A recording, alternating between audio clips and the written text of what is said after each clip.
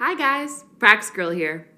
In our last lesson, we elaborated on all those human actions that can be described as purposeful behavior, which are praxeology's area of focus. We separated human actions sharply from reflexive behavior, wishful thinking, and psychological concepts. We showed that every human action, even the most menial ones, can be thought of as an exchange between the things we could have done and that we actually do. In this lesson, I'd like to define the prerequisites of human action.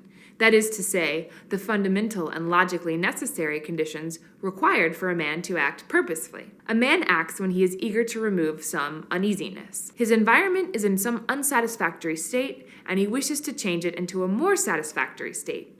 His mind imagines conditions that could suit him better, and his action aims at bringing about this desired state. If a man believes that his action can bring about a better state of affairs, he can act.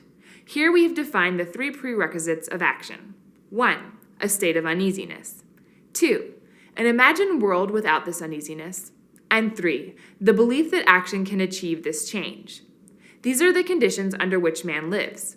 If you remove one of the conditions, you logically break the concept of purposeful action.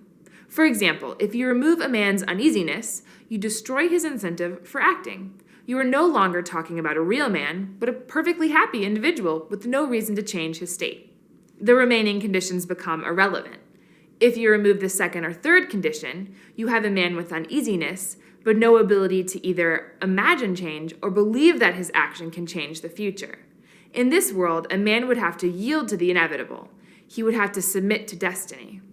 Action, therefore, is always a man's attempt to achieve happiness. We will be using the word happiness to mean those subjective goals that a man tries to achieve when he acts. Praxeology doesn't concern itself with what should make a man happy. To praxeology, the only concern is the performed action and the logic that governs it, not what may make a man feel uneasy or less uneasy. In this sense, the ultimate goals of action are of no difference to praxeology as a science. Its findings are valid for all purposeful behavior. No matter how minute or extreme the situation, if the action can be defined as purposeful, the prerequisites of action are necessary, and a choice is demonstrated. Like the dichotomy between the active and passive man from our previous lesson, man decides, determines, and chooses, even in those times when we would commonly refer to an action as an impulse or an instinct. Man chooses even when emotions are high. Unlike animals, man is not a slave to the characteristics of instincts, but is capable of subduing his instincts, emotions, and impulses.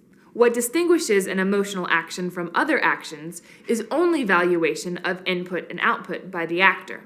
Inflamed by ridicule, George may see the goal of hitting John as more desirable and the price he has to pay for it less burdensome than he would in cool deliberation. It may be that George's impulse is so strong that he can see no disadvantage which hitting John may cause. Nevertheless, if we reflect on the logical prerequisites that George had to follow in order to achieve the end of hitting John, we know that he arranged his wishes and desires into a scale that he chose.